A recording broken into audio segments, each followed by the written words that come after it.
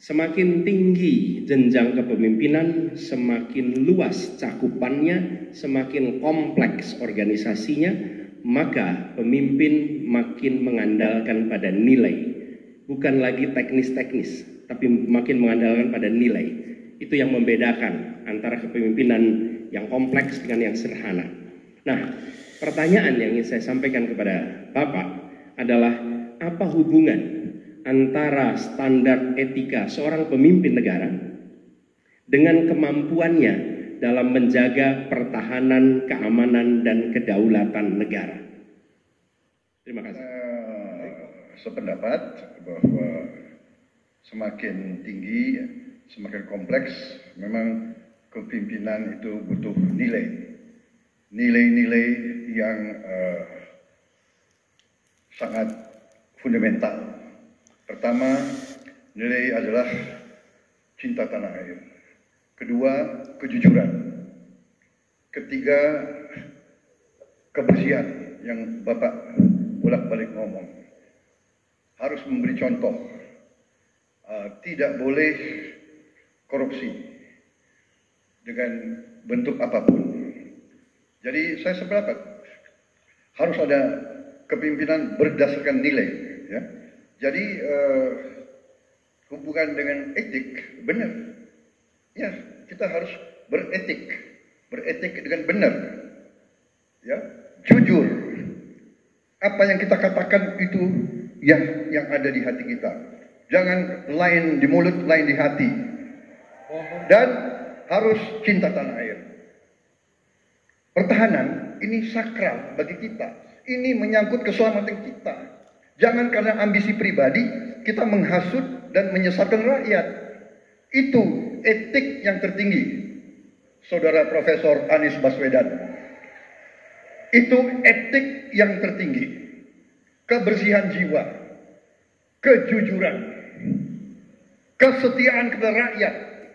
Sekali lagi, jangan karena ambisi pribadi kita menyesatkan rakyat, kita menghasut rakyat, kita membahayakan pertahanan dan keamanan rakyat. Kasihan prajurit-prajurit yang sedang berjuang untuk menjaga kita.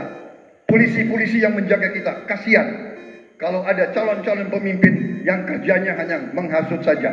Waktu habis, terima kasih Pak Prabowo. Ketika dikatakan bahwa standar etika yang dipegang adalah tinggi, memang menjadi presiden, panglima tertinggi harus memiliki standar etika yang amat tinggi.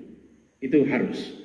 Karena dia akan mengambil keputusan, mengerahkan pasukan, dan ketika harus bertempur ada korban nyawa, itu keputusan-keputusan etika.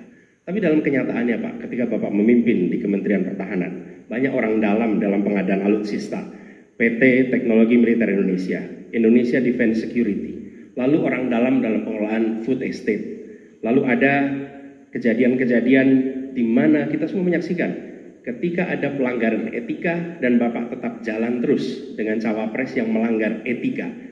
Artinya ada kompromi atas standar etika. Standar etika ini fakta. Ini fakta.